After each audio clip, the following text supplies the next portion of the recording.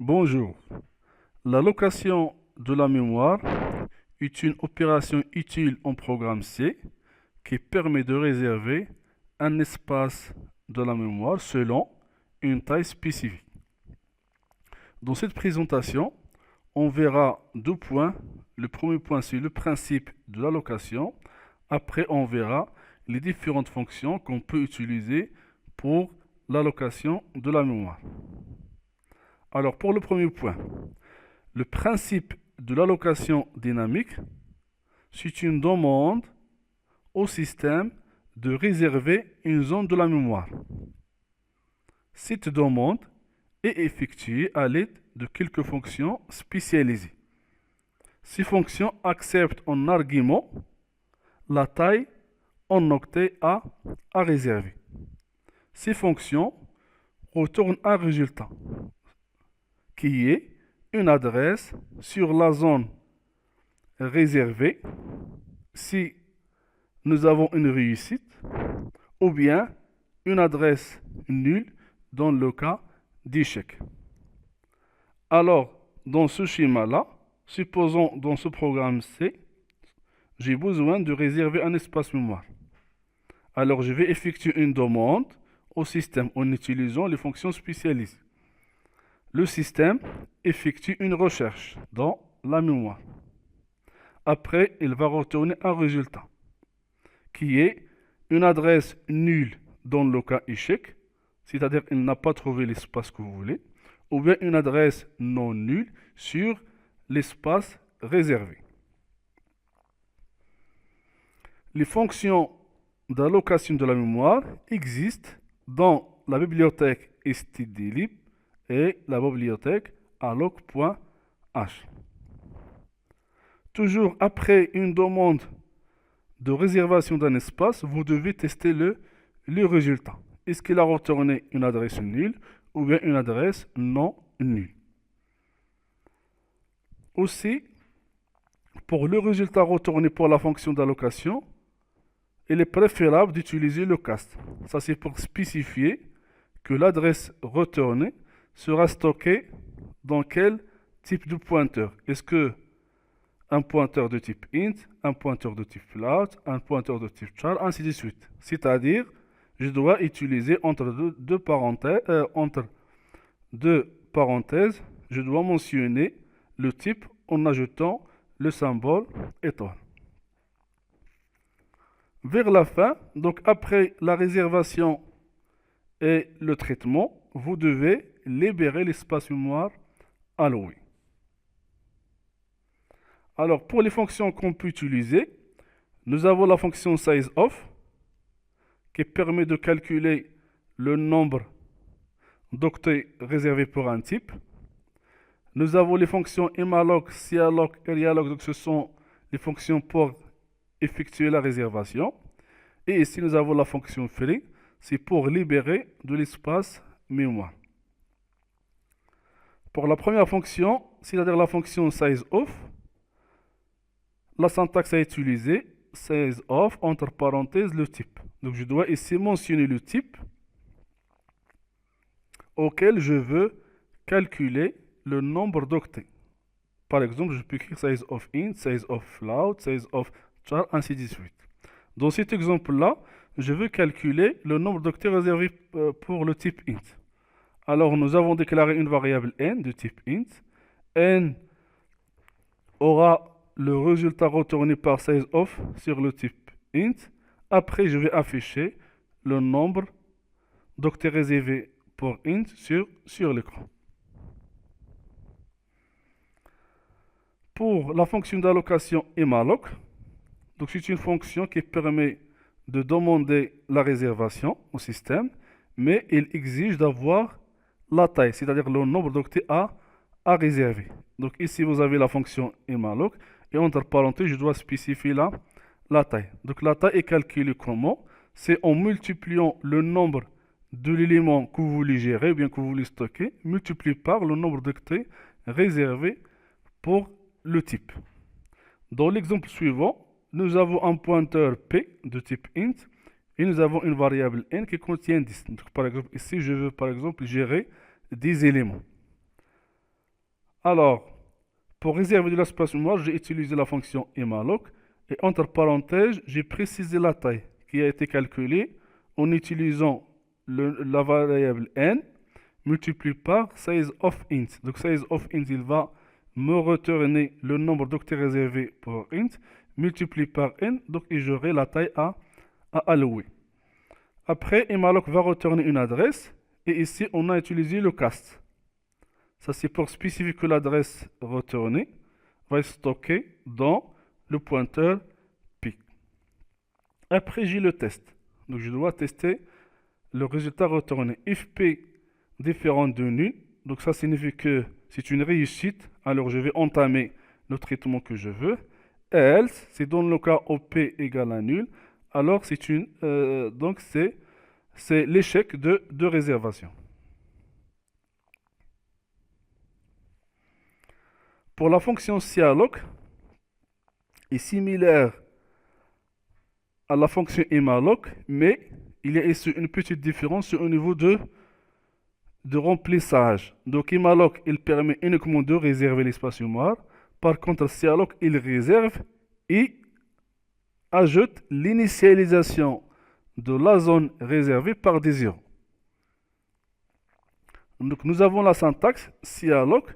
Et entre parenthèses, ici, nous avons besoin de deux arguments. N, c'est le nombre d'éléments à gérer.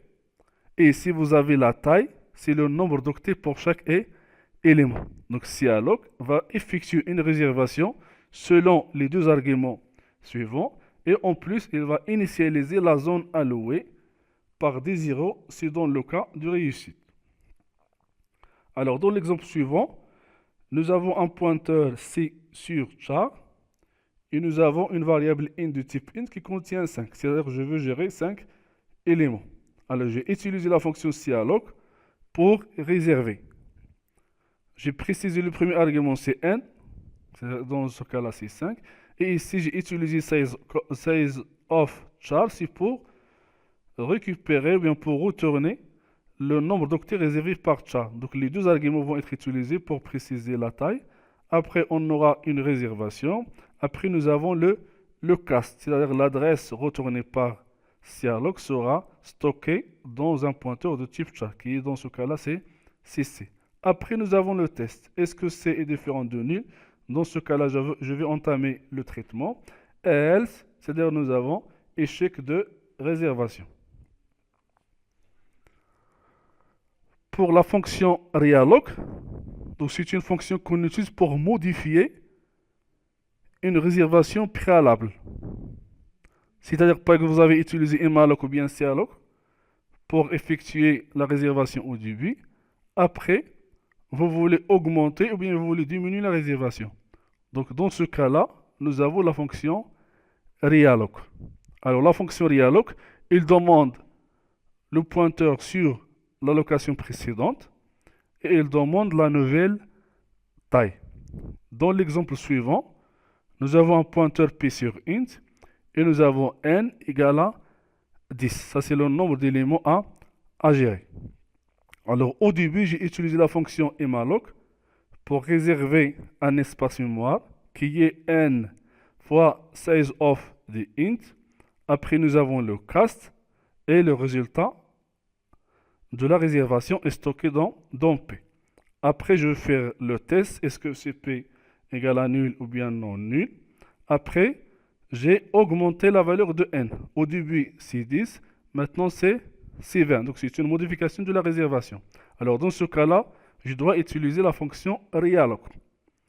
Et le premier paramètre, c'est le pointeur ancien qui représente la réservation précédente, c'est le P. Et ça, c'est la nouvelle réservation. Alors ici, on aura un résultat retourné par realloc après le cast et l'adresse sera stockée dans P.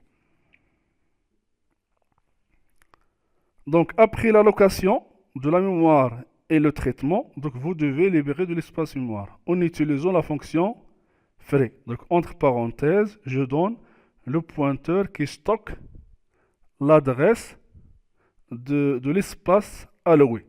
Alors la fonction free, elle permet de détruire tout simplement l'adresse stockée dans P. Et comme ça, on a perdu. Donc une fois on a perdu l'adresse, alors on a, comme résultat, on a perdu l'espace de la mémoire alloué.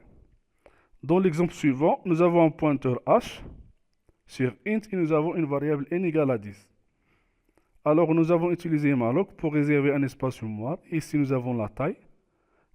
Ici nous avons le cast et le résultat de cette réservation est stocké dans h. Après le test et le traitement, vers la fin je dois écrire frais h. Ça c'est pour libérer l'espace mémoire alloué dans h. Alors dans cet exercice, ça c'est pour pratiquer un petit peu les fonctions d'allocation.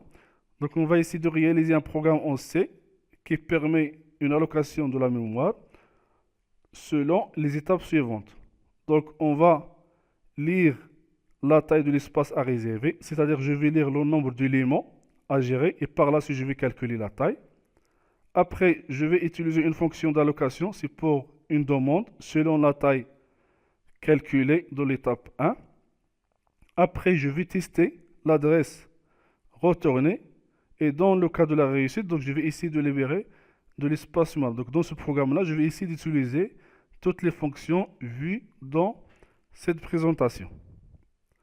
La solution, donc ici, nous avons commencé par include standard input output .h, c'est la fonction, c'est la bibliothèque des entrées-sorties.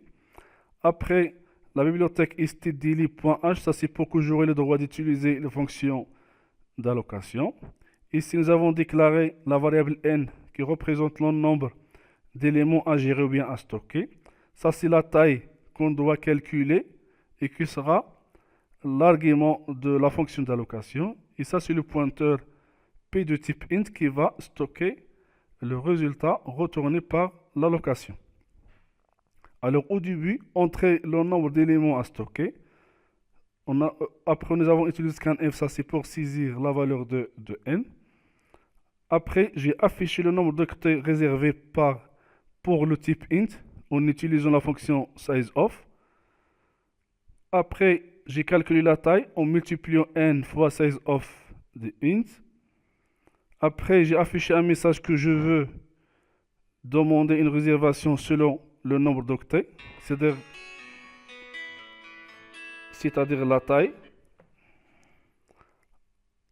Après, j'ai effectué l'allocation en utilisant malloc, et ça c'est l'argument qu'on veut, c'est le nombre d'octets qu'on veut réserver. Ça c'est le cast, entre parenthèses pour spécifier que l'adresse retournée sera stockée dans le pointeur P.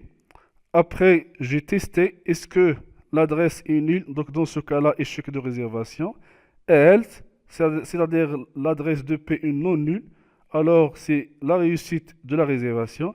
Et vers la fin, je dois libérer de l'espace mémoire. En utilisant la fonction frais et entre parenthèses, je dois mentionner le pointeur.